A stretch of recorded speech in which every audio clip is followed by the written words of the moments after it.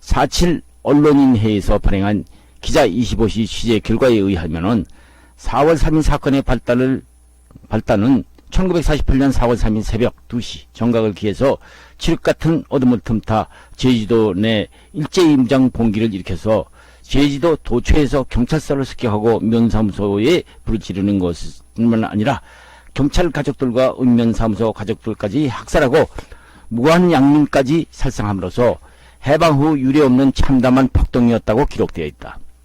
1993년 발행된 한국해인대인 119대 사건이라는 책자에 의하면은 당시 미 군정하에서 토벌대로 나섰던 국방경비대에서는 요사이 인터넷에서 떠도는 제주도민들이 모두 일어난 것 같이 말하지만은 국방경비대의 주적은 제주도민이 아니고 폭도 또는 인민해방군이라고 부르는 자들이었다고 취재 기자들은 기술하고 있다.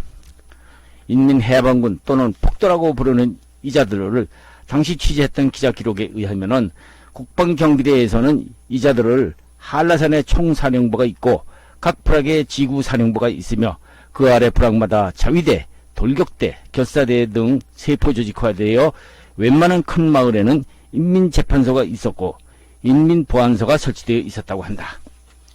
당시 기자들이 폭로라고 부르는 폭도라고 부르는 이자들의 인민군 사령부를 공격하여 노예하겠다는 무기와 소리동을 보았는데 피 묻은 곤봉, 일본식 장총, 일본도, 죽창, 새로 된 창 등이 각종 무기를 보았다는 것이다.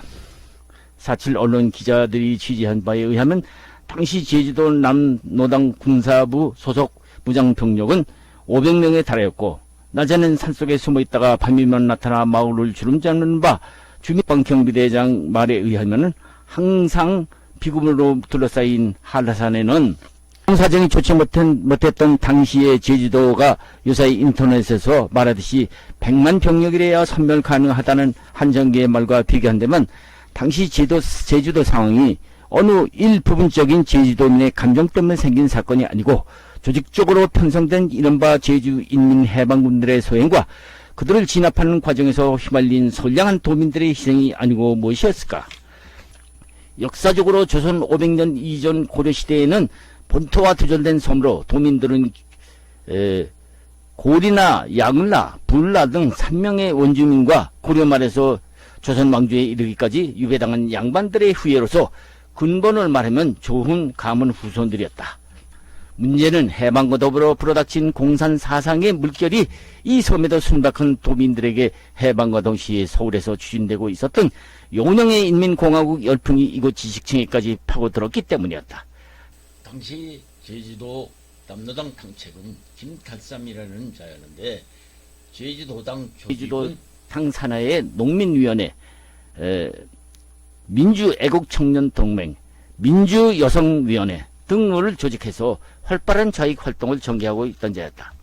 김달삼은 용영의 인민공화국 제주도당 세포로서 군사부를 만들었는데 이것이 바로 제주도당 군사부라는 것이었다. 용영의 인민공화국 조직에도 그랬었다. 용영은 해방이 되는 날 조선총독부 정무총감을 만나 치안권을 획득한 후 건국준비위원회라는 간판을 걸었다가 곧바로 이른바 인민공화국 수립을 선포했었다. 그래놓고 본인들에게는 물어보지도 않고 주석의 이승만, 부주석의 여운형, 국무총리 허헌, 내무부 장관의 김구, 의무부장의 김규식, 군사부장의 김몬봉 등 독립운동을 같이 했었다면서 실제 서울의 인민공화국 조각은 용영과 후일 월북한 허헌, 김몬봉을 차지하고 이승만과 김구 등은 한직으로 만들었던 것이다. 물론 이 안은 미 군정에서 거부되었고 이승만, 김구, 김규식 등은 상해 임시정부만이 정통성이 있다면서 무시했지만 이때만 해도 용영의 인민공화국 세포 조직은 전국에 조직화되어 있었던 것이다. 당시 제주도 남도당 당책 김달삼은 조직적으로 군사부를 두기로 했는데 군사부 위원장으로는 같은 일본군 학병 출신 이덕구를 인민해방군 사령관으로 만들고 때를 기다리고 있었던 것이다. 어느 때이고 권력을 잡으려면 제일 먼저 중요한 부분이 무력이었다. 더구나 제주도는 본토에 멀리 떨어져 있는 데다가 일본군이 태평양 전쟁 말기에 본토 결전을 위해서 한라산을 요새화해서 산속에 많은 무기와 탄약을 감춰두었다가 그냥 떠나버리거나 매몰시킨 곳을 입수하였으니 이야말로 안성맞춤이었던 것이다. 김달삼은 때는 왔다고 생각하고 드디어 1948년 4월 4일 야음을 틈타 일제히 경찰서와 관공서를 습격 방어하며 당시 미 군정 당국은 급기야에는 경비대를 동원할 수밖에 없었던 것이다. 요사이 일부 인터넷상에는 4.3 사건의 원인이 마치 단순히 제주도민들과 경찰 사이에 일어난 사건이 원인인 것처럼 호도하지만 사실은 당시 상황을 잘 알지 못하고 하는 말이다.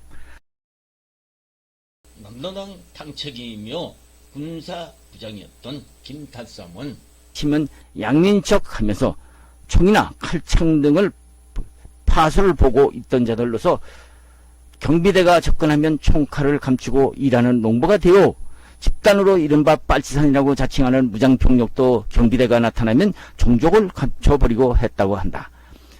한라산 깊은 계곡에 숨어있는 500여 명의 적색분자들을 소탕하는데 지금 제주도에 파견되어 있는 경비대 병력은 약 4천. 그들 전원이 출동하는 모양이었다. 말없이 움직이고 있는 그들 장정, 그것은 완전 무장한 김달삼이나 이덕구 무장빨치산들과 전투를 해야 하는 목숨을 거는 싸움터로 나가고 있는 전사의 모습이면은 틀림없었다. 미군 철모에 미군 군복, 미군 군화에 미군 총, 비가 오면 그 위에 비옷을 쓰기도 한다. 멀리서 보면 키가 작은 미군이 전진한 것 같다. 조선인이라는 조국을 방해할 이 나라 병사.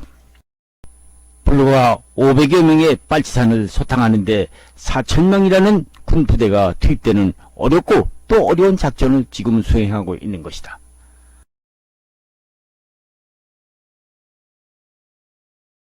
이 기사는 김달삼이 뒤하는 적색분자들에 대해서 작전 현장 취재를 했던 기자가 올렸던 기사 내용이다.